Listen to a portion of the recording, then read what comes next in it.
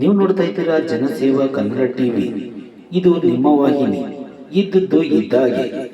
ಚನ್ನಪಟ್ಟಣ ತಾಲೂಕಿನ ನೆಲಮಾಕನಹಳ್ಳಿ ಗ್ರಾಮದಲ್ಲಿ ಎನ್ಡಿಎ ಅಭ್ಯರ್ಥಿ ನಿಖಿಲ್ ಪರ ಕೇಂದ್ರ ಸಚಿವ ಕುಮಾರಸ್ವಾಮಿ ಪ್ರಚಾರ ಸಭೆ. ಭೈರಪಟ್ಟಣದಲ್ಲಿ ಇವತ್ತು ಈ ಭಾಗದ ರೈತರಿಗೆ ಸಂತೋಷ ಸುದ್ದಿ. ಇವತ್ತು ಮಾವು ಸಂಸ್ಕರಣಾ ಘಟಕ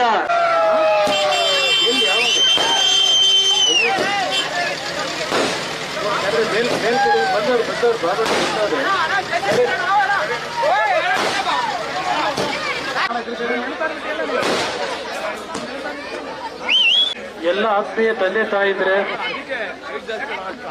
ಯುವಕ ಸ್ನೇಹಿತರೆ, ಬರುವ ಬುಧವಾರ ಅಂದ್ರೆ 13ನೇ ತಾರೀಕಿನಂದು ಚನ್ನಪಟ್ಟಣ ವಿಧಾನಸಭಾ ಕ್ಷೇತ್ರದ ಉಪಚುನಾವಣೆ. ಈ ಒಂದು ಉಪಚುನಾವಣೆಯಲ್ಲಿ ಭಾರತೀಯ ಜನತಾ ಪಕ್ಷ ಮತ್ತು ಜನತಾದಳದ ಮಿತ್ರ ಪಕ್ಷಗಳ ಅಭ್ಯರ್ಥಿಯಾಗಿ ನಿಖಿಲ್ ಕುಮಾರಸ್ವಾಮಿ ಅವರಿಗೆ ಸ್ಪರ್ಧೆ ಮಾಡಿದ್ದಾರೆ. ಅವರ ಪರವಾಗಿ ಈ ದಿನ ನೆಲಮಾಕನಹಳ್ಳಿ ಗ್ರಾಮದ ಎಲ್ಲ ನನ್ನ ತಂದೆ ತಾಯಂದಿರು, ಯುವಕ ಸ್ನೇಹಿತರ ಆಶೀರ್ವಾದ ಮತ್ತು ನಿಮ್ಮೆಲ್ಲರ ಮತವನ್ನ ನಿಖಿಲ್ ಕುಮಾರಸ್ವಾಮಿ ಅವರಿಗೆ ತಾವು ಕೊಡ್ತಕ್ಕಂಥದ್ರ ಮುಖಾಂತರ ಆಶೀರ್ವದಿಸಿ ಅಂತಕ್ಕಂಥ ಮನವಿಯನ್ನು ಸಲ್ಲಿಸಲಿಕ್ಕೆ ಬಂದಿದ್ದೇನೆ.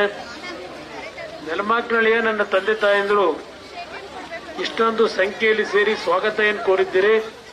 ಪ್ರಥಮವಾಗಿ ನಿಮ್ಮೆಲ್ಲರಿಗೆ ನನ್ನ ಗೌರವಪೂರ್ವಕವಾದ ವಂದನೆಗಳನ್ನು ಸಲ್ಲಿಸಲಿಕ್ಕೆ ಬಯಸ್ತಾ ಇದ್ದೇನೆ. ಹಾಲು ಹಾಕ್ಬಿಟ್ಟು ಬಂದ್ಬಿಡೋಣ.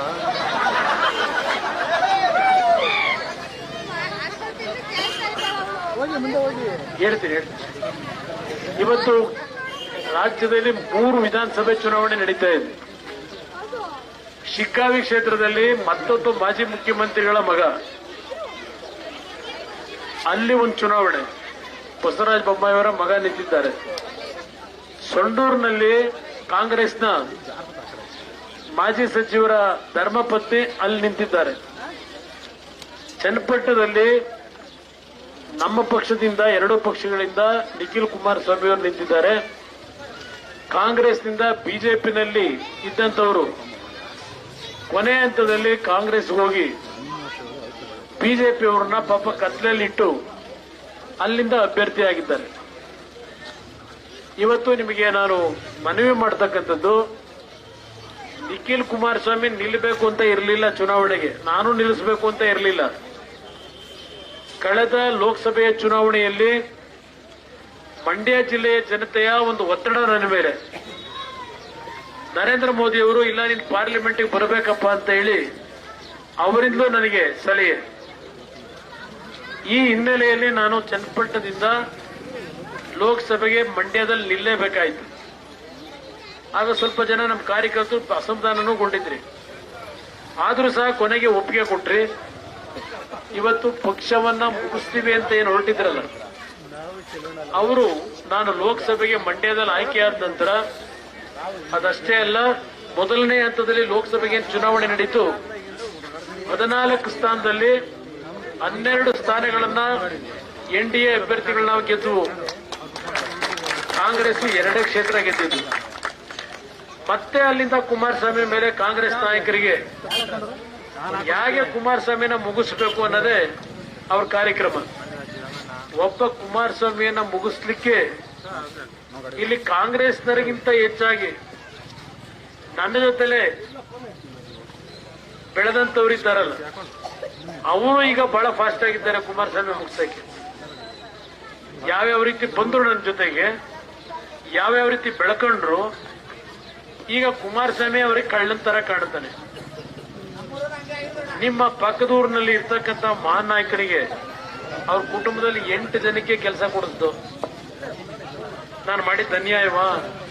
8 ಜನಕ್ಕೆ ಕೆಲಸ ಕೊಡಿಸಿದ್ದು ಅವ್ರ ಒಂದು ಕುಟುಂಬಕ್ಕೆ. ಯಾವುದು ಎಲ್ಲ ಕ್ಲಾಸ್ 1 ಆಫೀಸರ್ಗಳು. ಅದು ನಾನು ಮಾಡಿರೋ ಅನ್ಯಾಯ. ಅಲ್ಲೆಲ್ಲ ವಿಟ್ಟನಹಳ್ಳಿ ಗೋಲಿಬಾರ್ ಆಯ್ತಲ್ಲ, ವಿಟ್ಟನಹಳ್ಳಿ ಗೋಲಿಬಾರ್ ಆದಂತ ಸಂದರ್ಭದಲ್ಲಿ ನಿಮ್ಮ 2 ರೈತರು ಅಲ್ಲಿ ಗುಂಡಿಗೆ ಬಲಿಯಾದ್ರು. ಆಗ ದೊಡ್ಡ ಹೋರಾಟ, ದೇವೇಗೌಡರು ಪಾದಯಾತ್ರೆನೂ ಮಾಡಿದ್ರು. ಆ ಸಂದರ್ಭದಲ್ಲಿ ಈಗ ಡಿ ಕೆ ಶಿವಕುಮಾರ್ ನೀನು ತಪ್ಪಿಕೊಂಡವರಲ್ಲ, ನಮ್ಮ ಕಾಡಂಕನಹಳ್ಳಿಯವರು, ಇದೇ ಡಿ ಕೆ ಶಿವಕುಮಾರ್ ಅವರನ್ನ ಮಾಗಡಿ ರೋಡಲ್ಲಿ ಒಂದು ಬ್ಯಾಡ್ರಳ್ಳಿ ಪೊಲೀಸ್ ಇನ್ಸ್ಟಿಟ್ಯೂಟ್ ಇದೆ, ಕರ್ಕೊಂಡೋಗಿ ಚಡ್ಡಿಲ್ ಕೂರಿಸಿ ಫೋಟೋ ತೆಗೆಸಕ್ ಹೊರಟಿದ್ರು ವಿಟ್ಟನಹಳ್ಳಿ ಗಲಾಟೆಯಲ್ಲಿ. ಅವತ್ತು ಹೋಗಿ ಬಿಡಿಸ್ಕೊಂಡ್ ಬಂದವ್ರು ನಾವು. ಈಗ ಕುಮಾರಸ್ವಾಮಿ ಕಳ್ಳಂತರ ಕಾಣ್ತಾರೆ ಅವ್ರಿಗೆ.